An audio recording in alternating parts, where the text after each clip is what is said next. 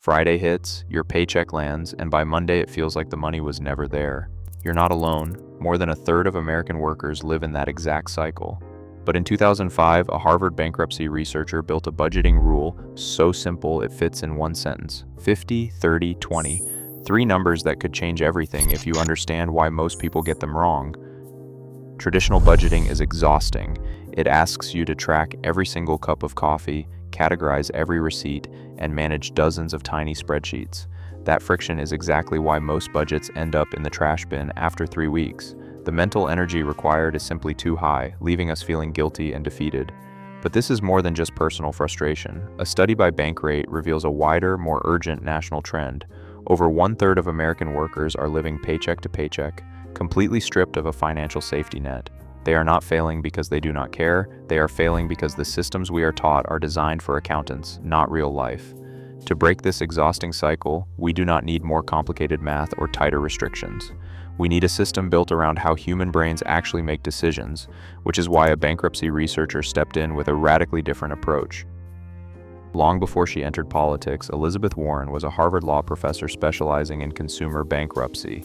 To find out why families were going broke, she traveled to courthouses across the country, hauling a heavy portable photocopier she nicknamed R2D2 to save on printing costs.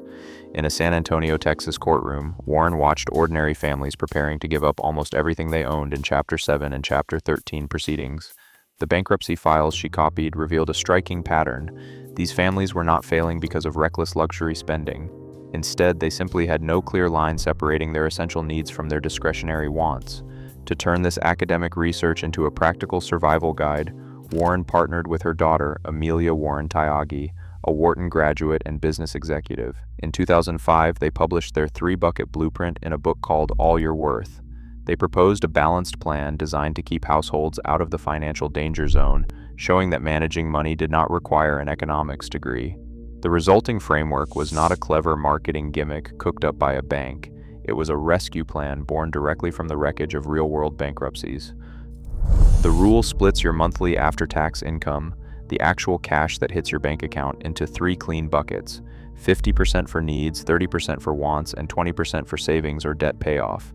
There are no tiny subcategories to track, no complex spreadsheets to update, and no guilt. By focusing on just three numbers, your paycheck changes from a chaotic puzzle into a manageable plan. This strategy works because it acknowledges that you cannot manage what you cannot easily understand. The entire system starts with the largest slice, your absolute survival essentials. To identify what belongs in this category, ask yourself a simple question: would my life fall apart without it?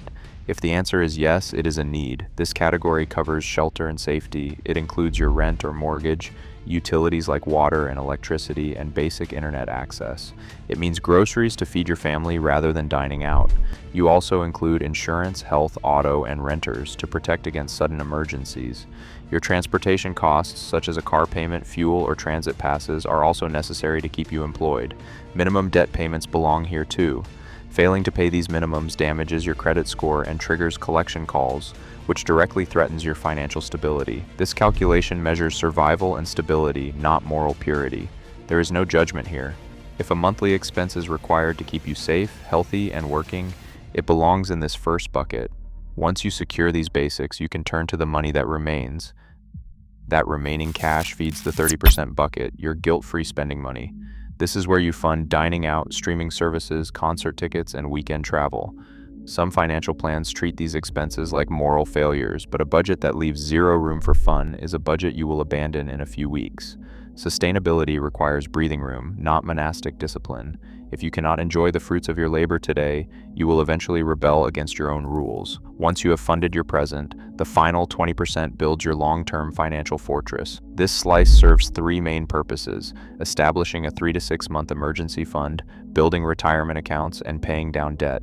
If you are carrying credit card debt with a 22% interest rate, clearing that balance is the smartest financial move available. Paying off expensive debt functions like a guaranteed, risk-free return equal to the interest rate itself, a return that easily beats typical stock market investments. While this strict logic applies only to high-interest balances, rather than low-rate car loans or mortgages, wiping out those toxic bills provides both a guaranteed financial victory and instant psychological relief. It reduces self-reported stress, improves sleep, and replaces financial anxiety with a real, predictable path forward.